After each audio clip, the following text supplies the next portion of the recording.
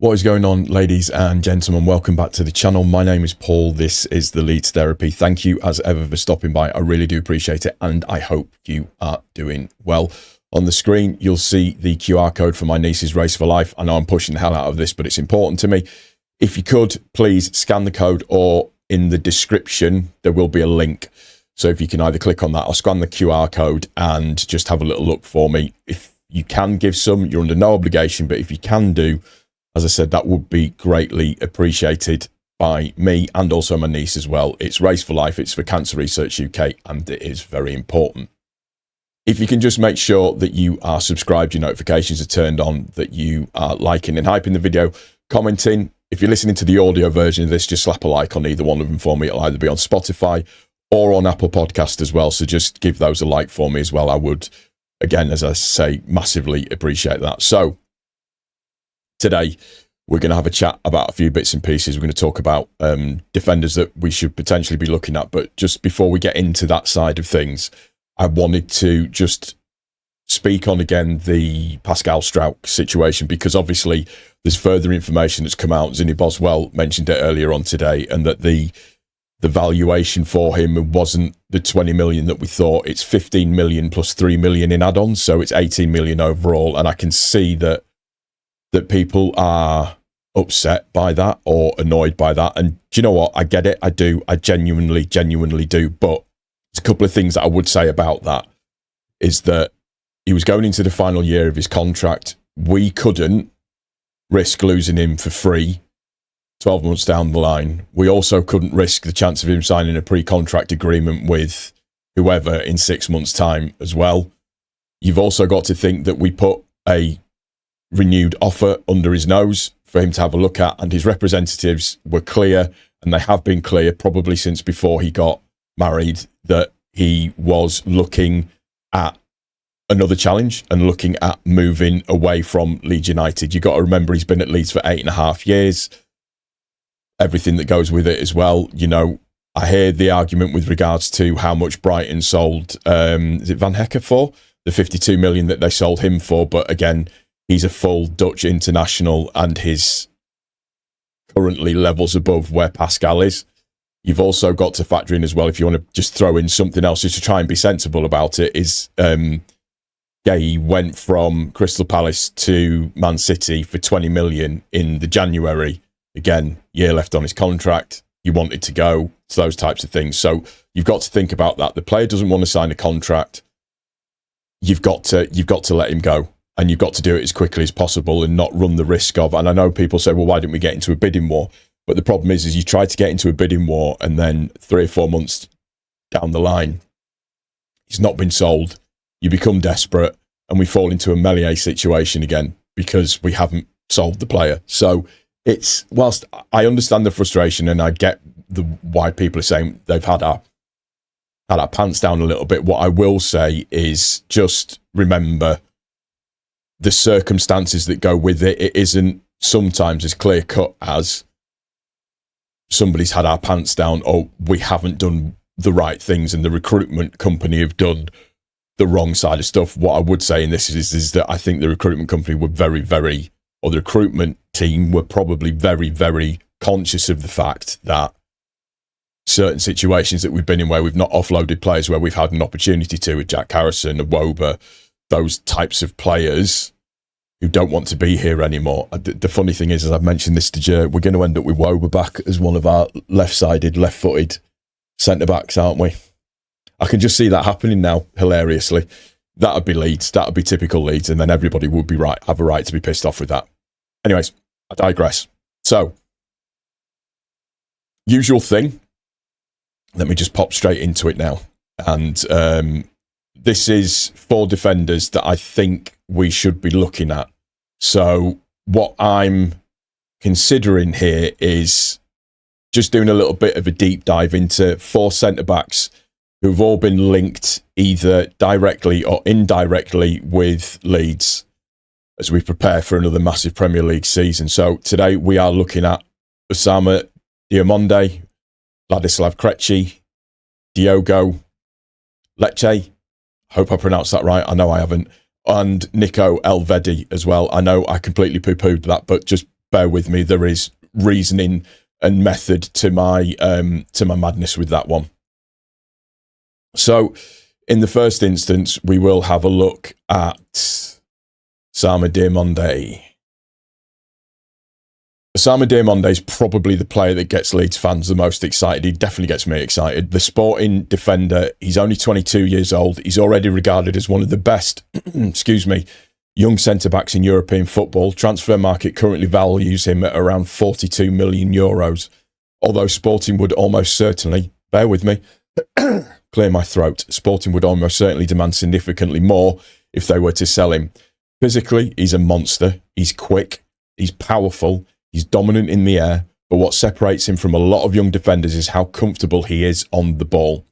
He can carry possession through midfield. He can break opposition lines with passes and defend huge spaces behind the back line. If you've watched Farke recently or seen his teams before, you'll know that he does like to have his centre-backs start attacks rather than just simply clearing danger. And again, what we've lost in Struijk is that ball-playing ability, because he is a ball-playing centre-back. The big red card for this, as I would say, is that, as you can see on the stats list, he is right-footed. He does fit what we are looking for quite perfectly, as I said. What are the concerns? There's not a lot with him. The right-footed side of things is one of the things that I've just mentioned. He can be over-aggressive when stepping out of defence. Like most young centre-backs, there are moments where concentration levels drop. But honestly, those are normal issues for a player who's still developing. The biggest obstacle isn't his ability, it's the price. Leeds would probably be competing against Champions League clubs for his signature, and any deal could easily push well beyond £40 million. Would he improve Leeds? Absolutely. Would he potentially become one of the club's best defenders of the Premier League era? Quite possibly. But this feels more like a dream signing than a realistic one. In terms of a suitability factor, I would rate him as a 9.5 out of 10. In terms of his current contract situation, he signed a new contract at Sporting in January 2026 to run until 2030. Sporting reportedly view him as one of the cornerstones of their future project and would likely point interesting clubs towards his release clause. The transfer fee, as we mentioned, would be in and around £40 million to £60 million plus. There is no contract leverage here whatsoever for Leeds as we move forward onto that one. Ladislav Krejci, come on down. This one is actually very, very, very interesting. Ladislav Krejci might be the best fit for Leeds United out of all four players. The Czech international is now 27 years old. He plays for Wolves, as we know. He's currently valued at around 22 million euros by transfer market. But Wolves will probably want to get significantly more for him. He can play as a centre-back. He can play as a left-back. He's also left-footed as well. He's even capable of operating in defensive midfield. At 1.91 metres tall, he's dominant in the air and brings genuine physical presence. But he's not just a traditional stopper. He's very comfortable in possession. He likes to step forward. He's aggressive. He's vocal. He's got leadership qualities, bearing in mind that we've just lost our vice-captain. And perhaps most importantly for Leeds, he's already adapted to the Premier League. That, for me, is a massive plus. One thing Leeds lacked at times was defensive aggression. Krejci's not passive. He attacks duels. He wins headers. He gets involved. You can see why a coach like Farke would value him. Downside-wise, he occasionally gets dragged into battles he doesn't need to fight. His aggression can sometimes work against him.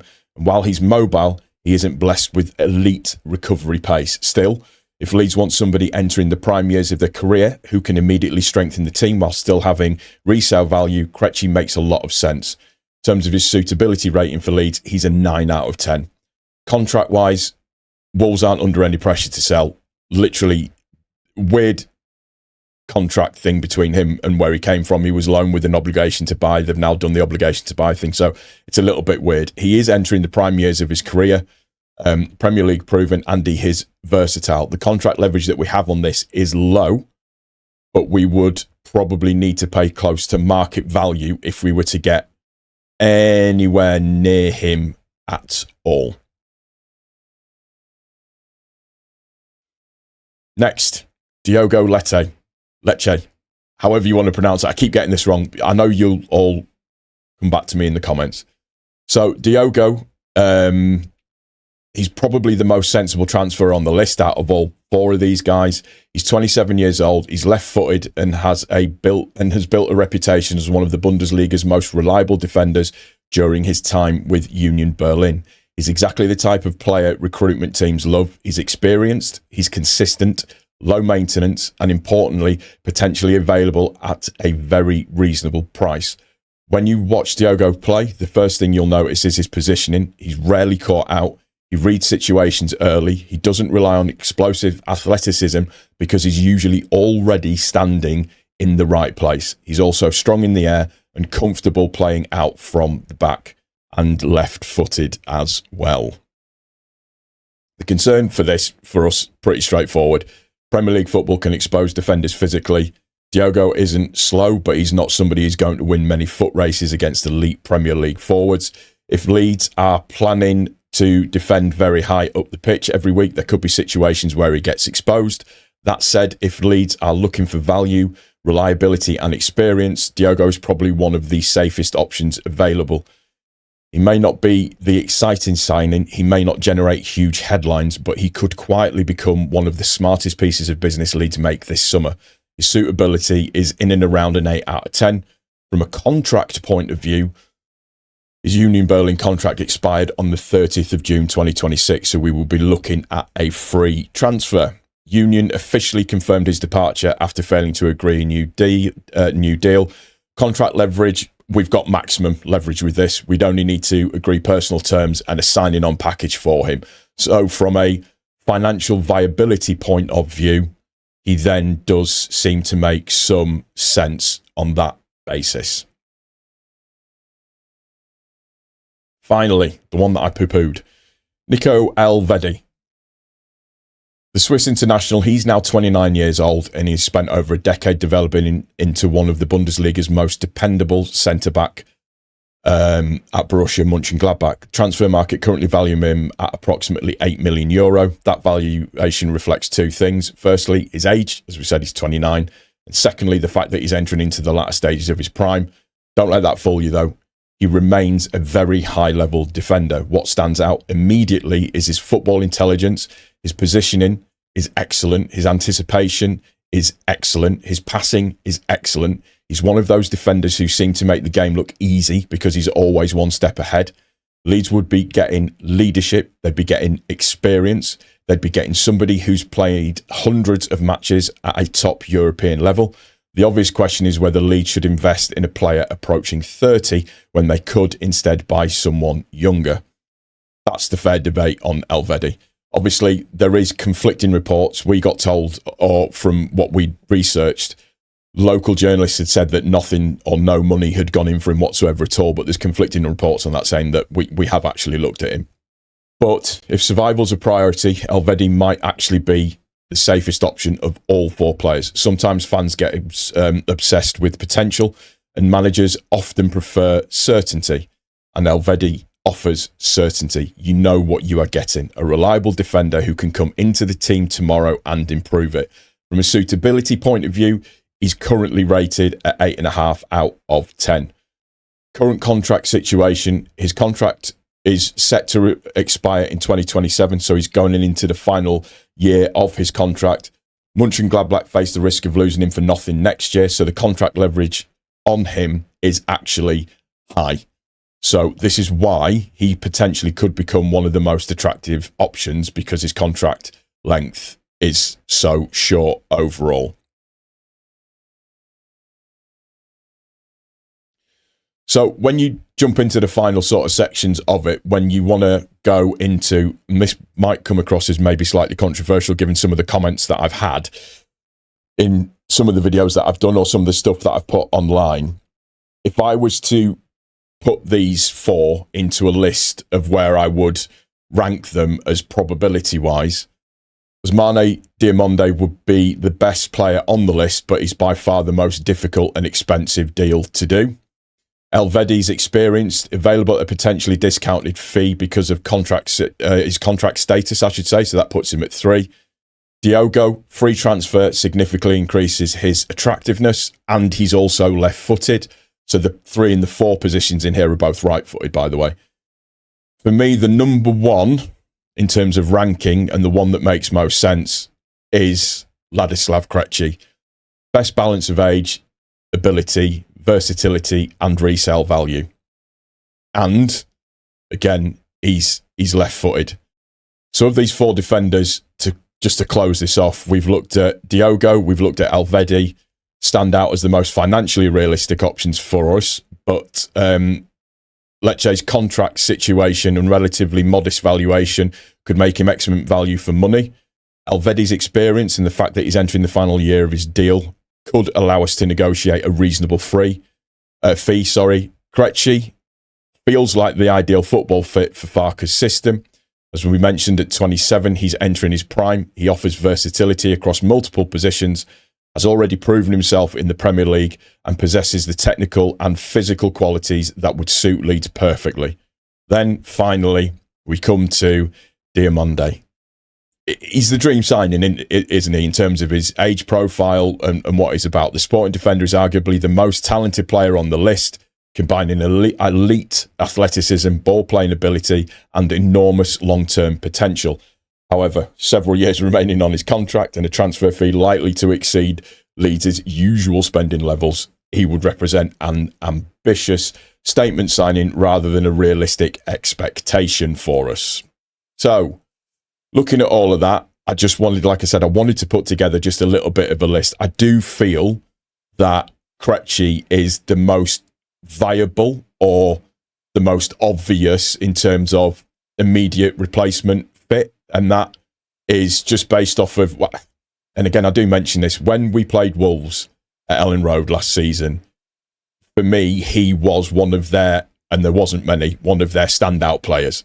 And overall, he was just a very, very, very good player. And he represents good ability, and the Premier League ready thing is an absolute must for us, I would say. And that thing that we've seen it with Perry, and what that could potentially mean if you can't settle into a situation very, very well.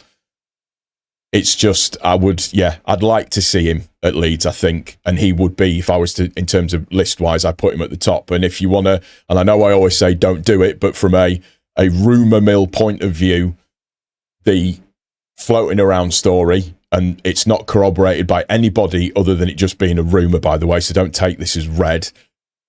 Krejci is the guy that they're looking to replace Struijk with. That's just a rumour, so we'll just have to wait and see how that one goes on. That's going to do it for this one, guys. I do hope you've enjoyed it. This has been slightly longer than what I normally would do, but I wanted to just deep dive into these players just to give you a little bit more information on them. And, you know, we've been linked with all of them. So it's just a case of seeing how this progresses. And it's something that we need to move on quickly, guys. We really, really, really do. If you've enjoyed the video, please like it, please hype it. If you've enjoyed the audio, please like it. Make sure you're following on Spotify and on Apple for me as well. Comment all of the good bits and pieces. Take care of each other, guys, and most importantly, take care of yourself. I will see you on the next one. Thank you so much for stopping by.